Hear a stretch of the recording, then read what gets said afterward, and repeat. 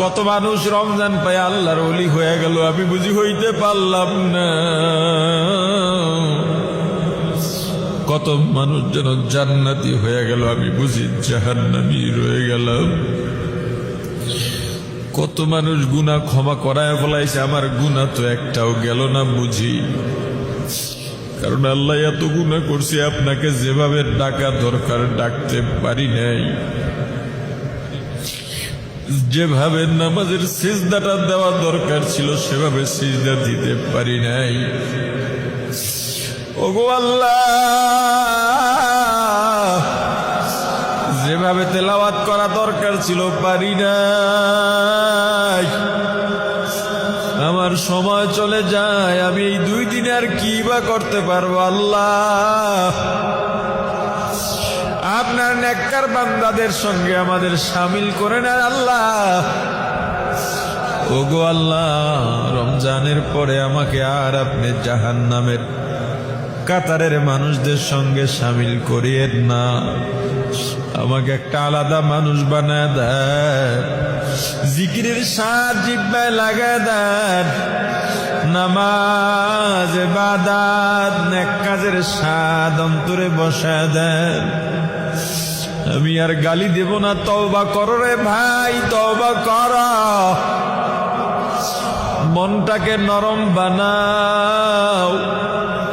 জাহান্নামের আযাব সহ্য করতে পারবা কিনা আগে বুঝে শুনে গুনার দিকে পা বাড়াও। ওরে আল্লাহর গোলাম, আর জান্নাত শান্তির বালাখানা, দুনিয়ার যত শান্তি, যত সুখ, যত আরাম সব যদি এক জায়গায় করা হয়, জান্নাতের এক জাররা শান্তির সমান হবে না। হে রোজাদার ভাই, ওই জান্নাত পাওয়ার জন্যই তো রোজা রাখলাম, তারাবি পড়লাম। পরকালে মুক্তির জন্যই তো ব্যবসা বাণিজ্য সেরে মসজিদে এসে বসে রইলাম। আল্লাহ বান্দার অন্তর দেখেন, আল্লাহ বান্দার অন্তর দেখেন। ওই পরকালে মুক্তির জন্যই তো কত মানুষ দুনিয়াদার হয়ে দুনিয়ায় মত্ত হয়ে রইল। আমি তো ওই পরকালের মুক্তির জন্যই দুনিয়া চিনি, তবুও দুনিয়ার পিছে ঘুরলাম না। ক্ষমতা বুঝি, ক্ষমতা চিনি, তবুও ক্ষমতার পিছনে না গিয়ে আমরা মসজিদে বসলাম, তাহাজ্জুদ পড়লাম, তেলাওয়াত করলাম, ইতিকাফে বসলাম। এদের জন্য কত জান্নাতের নাজ নিয়ামত অপেক্ষা করতেছে। শোনো, জান্নাত এত মজা, এত মজা, এত মজা জান্নাত। তবে যারা দুনিয়া চায় তারা পরকালে জান্নাত পাবে না। আল্লামা কারি তৈয়ব সাহেব রাহমাতুল্লাহ আলাইহি খুতবাতে হাকিমুল ইসলামের মধ্যে একটা ঘটনা বর্ণনা করেন। দারুল উলুম দেওবন্দের সর্বপ্রথম সদরুল মুদাররিসিন আল্লামা ইয়াকুব নানুতুবি রাহমাতুল্লাহি আলাইহি মাজুব হালের মানুষ ছিলেন। মাজুব পাগল থাকতেন, মাজনুন ও পাগল, মাজুব ও পাগল। তবে 2 পাগল এক না। মাজনুন এমন পাগলকে বলা হয় যেই পাগল শরীয়তের ধার ধারে না, যেই পাগলের দ্বারা মানুষের সম্মান মর্যাদা ঠিক থাকে না, যেই পাগল দুনিয়ার কোনো হুঁশই থাকে না, যেই পাগলের মাঝে গোসল নাই, ঘুম নাই, খাওয়ার স্টেশন নাই, উলঙ্গ হয়ে যেতে পারে। আর মাজুব এমন পাগল, তারও দুনিয়ার হুঁশ নাই, কিন্তু তার দ্বারা শরীয়ত বিরোধী কোনো কাজ হবে না, মানুষের আত্মমর্যাদাহীন কোনো কাজ হবে না। আল্লামা ইয়াকুব নানুতুবি রাহমাতুল্লাহ আলাইহি একদিন এশার নামাজের পর তাহাজ্জুদ নামাজ শেষ করে আল্লাহর দরবারে হাত উঠায়া দোয়া করতেছেন। দোয়া করতে করতে করতে করতে এক সময় কি যেন মনে করে বলে ফেললেন, আল্লাহ, আমি 3 লাখ টাকা চাই, আমাকে 3 লাখ টাকার ব্যবস্থা করে দেন। এভাবে দোয়া করতে করতে ঘুমিয়ে গেছেন। ঘুমের মধ্যে দেখেন বিশাল বাগান, এত সুন্দর ফুলের বাগান পৃথিবীতে কল্পনাও করা যায় না। প্রহরীর অভাব নাই, খাদেম খুদ্দামের অভাব নাই। ফলের বাগান, ফুলের বাগান, সুঘ্রাণ, পাখির কিচিরমিচির আওয়াজ, ফুলের বাগানের মধ্য দিয়া মহাসড়ক, একটা ধুলাবালিও নাই। এত সুন্দর করে সাজিয়ে রাখা হয়েছে তার জন্যে। ওই মহাসড়ক দিয়া সামনে আগান যাইতে যাইতে দেখেন অট্টালিকা। এই অট্টালিকার কোথায় শুরু কোথায় শেষ তাও জানা নাই। এত সুন্দর কারুকাজ, এত সুন্দর কাজ করা। পৃথিবীর সমস্ত রাজমিস্ত্রি এক জায়গায় করা হলেও এমন অট্টালিকা গড়া সম্ভব নয়। শাহী গেটের সামনে গিয়া দাঁড়ালেন, মূল গেটের সামনে গিয়া দাঁড়ালেন।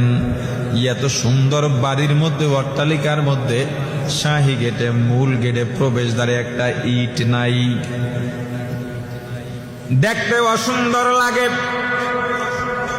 আপনার গায়ে ধবধবে সাদা কাপড়ের পাঞ্জাবি পরা, জুব্বা পরা, বুকের মাঝখান থেকে যদি একটু কালো রং অথবা আলকাতরা লাগানো থাকে দেখতে ভালো লাগবেনি।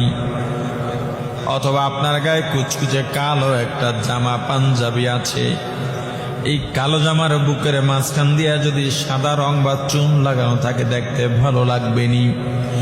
এত বড় অট্টালিকায়, এত সুন্দর অট্টালিকা দেখলেই পরাণটা জুড়িয়ে যায়। এই অট্টালিকার মূল প্রবেশ দ্বারে একটা ইট নাই, দেখতে ভালো লাগে না। প্রহরীকে ডাক দিলেন, হে প্রহরী, এখানের ইটটা কই, ইটটা লাগায় দাও। প্রহরী ডাক দিয়া বললে, এই বাড়ির মালিক, এই বাগানের মালিক ইয়াকুব নানতুবি, উনি আজকে আল্লাহর কাছে 3 লাখ টাকা চাইছিলেন। যারা আল্লাহর কাছে দুনিয়া চায়, আল্লাহ এই বাড়ি খুইলা খুইলা দুনিয়া দিয়া দেন। আজকে 3 লাখ চাইছে, পরে আবার চাইলে আরো খুলবে। এভাবে চাইতে থাকলে এক সময় এই ঘর বাড়ি কিছু থাকতো না। এটা একটা শিক্ষার জন্য, বাস্তবতা তেমন না, স্বপ্ন তো স্বপ্নই, শুধুমাত্র শিক্ষার জন্য বলা। আল্লামা ইয়াকুব নানতুবি রাহমাতুল্লাহ আলাইহির ঘুম ভেঙে গেল। এবার আল্লাহর দরবারে রোনাজারি করতেছেন, আবার ওযু করে নামাজে দাঁড়ায় শুধু কান্না আর কান্না।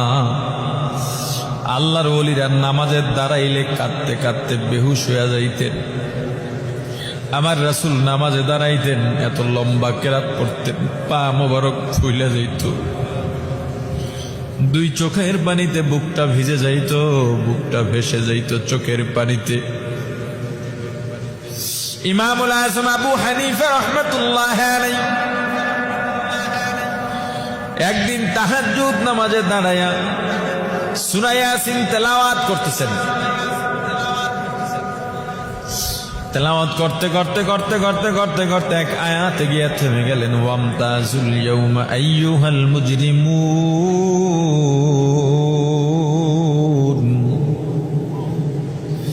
কিয়ামতের ময়দানে আল্লাহ পাপিষ্ঠদেরকে গোসা করে দেখে বলবেন, হে মুজরিমিনের দল, হে পাপিষ্ঠের দল, তোরা আলাদা হয়ে যাও। ইমতাজ, তোরা আলাদা হয়ে যা, নেককারের সঙ্গে থাকতে পারবি না। মসজিদে গিয়ে আমার নেককারের সঙ্গে, নামাজির সঙ্গে নামাজি সাজছ, আমি আল্লাহ মসজিদ থেকে বের করে দিই নাই। দোয়াকারীদের সঙ্গে হাত উঠে দোয়া করছো, আমি আল্লাহ বের করে দিই নাই। তোর ভেতরে ছিল মুনাফিকি। হজ করতে গেছো, হজ করতে যাইয়া হজের থেকে সেলফি বেশি তুলছো, তাওয়াফ করতেছো, মোবাইলটা ধইরা ভিডিও করতেছো, ভিডিওর দিকে বারবার তাকাইতেছ। ওরে তুই যদি হজ করতে গিয়ে এভাবেই করেই থাকিস, তাহলে হজ করতে গেলি কেন? বাইতুল্লাহর সামনে দাঁড়াইলে কোনো মুমিন তো মোবাইল কি দুনিয়ার দিকে কোনো খেয়ালই থাকতে পারে না, এটা তো ভিন্ন একটা জায়গা। বাইতুল্লাহর সামনে দাঁড়াইলে মানুষ নিজেকে স্থির রাখতে পারে না, রওজার সামনে দাঁড়াইলে মানুষ নিজেকে স্থির রাখতে পারে না, এটা একটা ভিন্ন জায়গা। আফসোস, এই বাইতুল্লাহর চত্বরেও মানুষের টাকা চুরি হয়। ইমামুল আযম আবু হানিফা রাহমাতুল্লাহ আলাইহি কাঁদেন আর এই আয়াতটি তেলাওয়াত করে